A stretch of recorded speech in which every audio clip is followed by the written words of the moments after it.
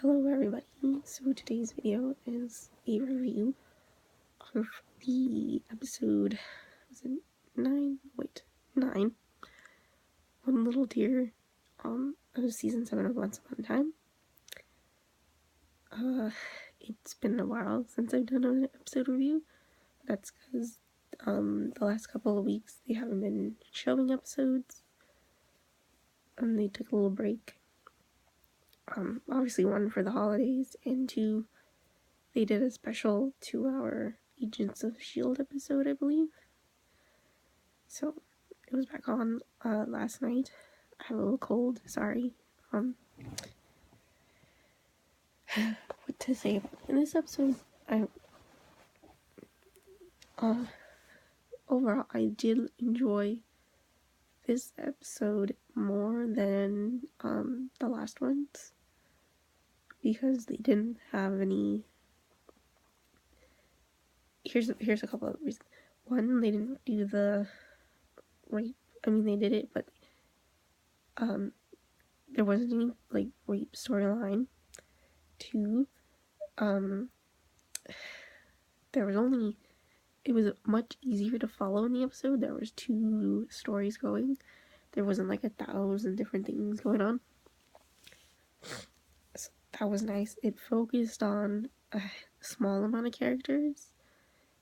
It focused on Lady Tremaine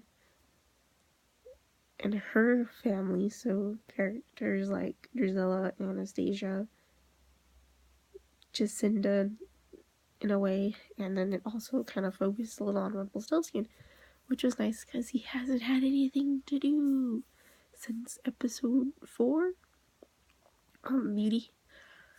There was about 2-3 scenes with Hook, but they kind of fit in a little bit into it's him investigating what's going on, like why Victoria was set free, so it fit in the story overall.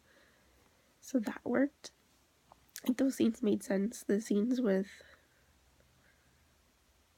the only scene that probably was a little out was the scene with Jacinda and Nick. That felt kind of out of nowhere, and that's only just because that was the only scene he was in, but they made it work because they used that scene later on in the end of the episode, so I guess it was only a little bit out of the park type of thing. Now I think about it, actually, I think Hook had 4 scenes, so I mean, but still, it wasn't too many. Sorry. So only 2 characters were missing, and that's Regina and Henry, because they're on a road trip. So they're the only 2 characters missing. So it makes me wonder, since they can go to California, if you remember in Storybrooke, they can't leave Storybrooke unless you're Regina or Emma. Because, well, actually, well, now that I'm thinking about it, like, can Regina and Emma leave still? Huh. No, Emma can leave. She did leave. That's right. Emma can still leave. Sorry, I was just trying to... But anyways, if you remember, all the other characters couldn't leave Storybrooke. So what's interesting about Hyperion Heights is that, they can leave, apparently, and go to other places. So that's pretty cool. So, like, Hook could probably go to Las Vegas or something like that. I don't know. I don't think he will, but I'm just saying, like, they can actually travel around, unlike before where they were really isolated.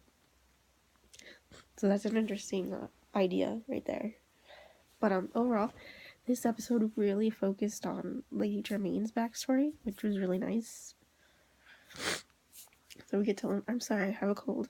We get to learn more about her character. Sorry. She has a really interesting backstory because she is Rapunzel. I don't know how I feel about this.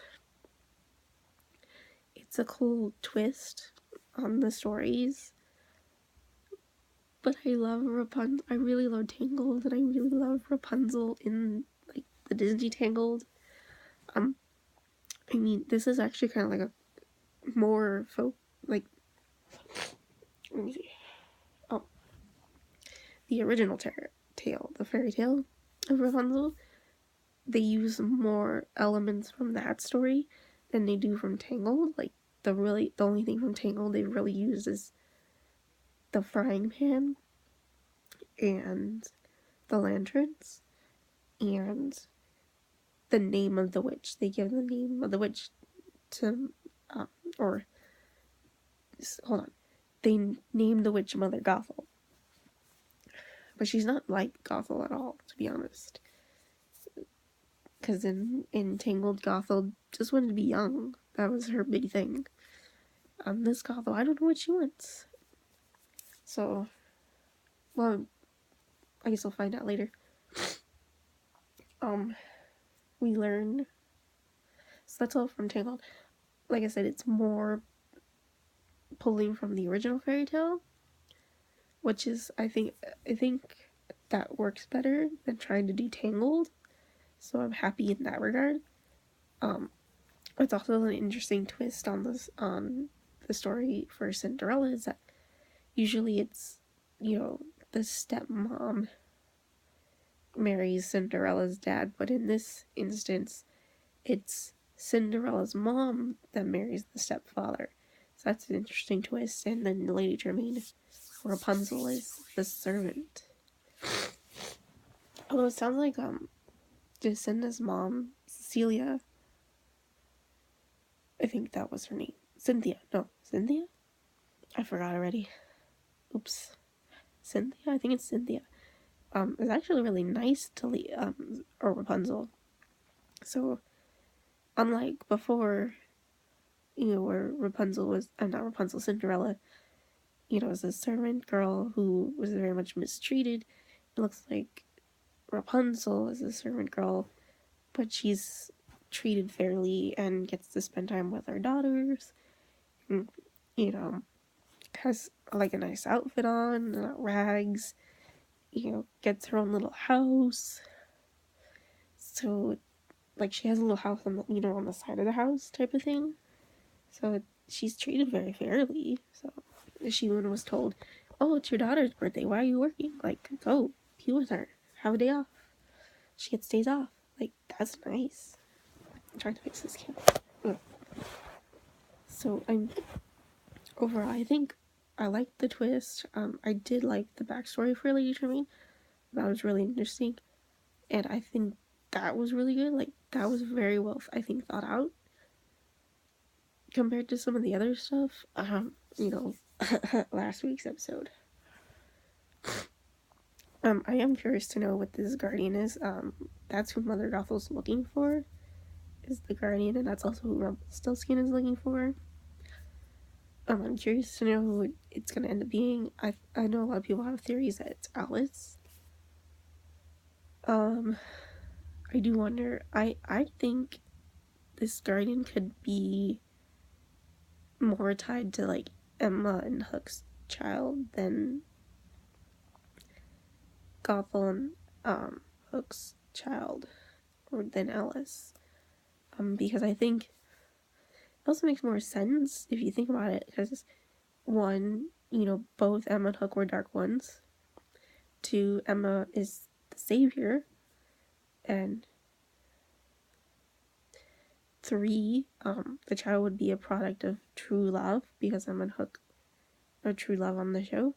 And then and four, Emma is a product of true love, so it's like a double product of true love right there.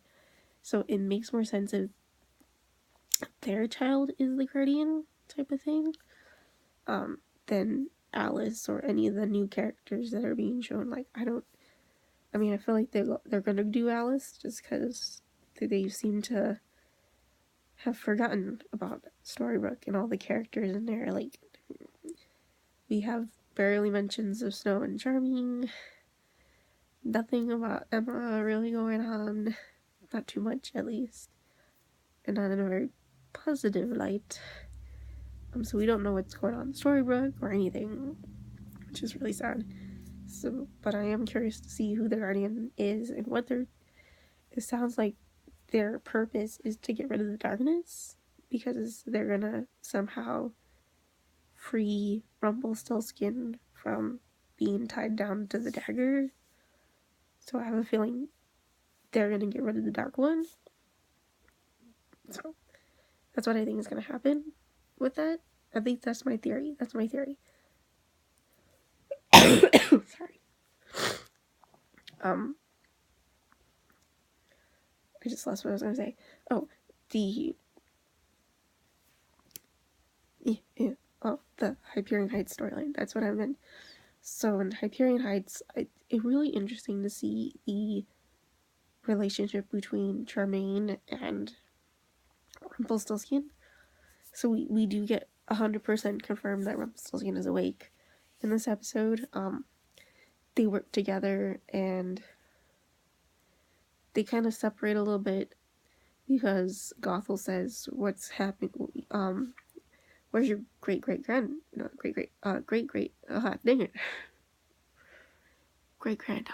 we go.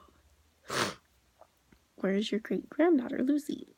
And so you see him realize that Charmaine kind of tricked him a little bit, which is something that rarely happens to Rumpelstiltskin on the show. Is he gets tricked. So that's actually nice though, because it kind of shakes it up a little bit. So he kind of, not realizing what he was doing, causes what happens to Lucy, if you think about it, because he let Charmaine go and he kind of helped her. So, and I think it's really nice though, it's very refreshing to see that he does care for Lucy. So it makes me wonder if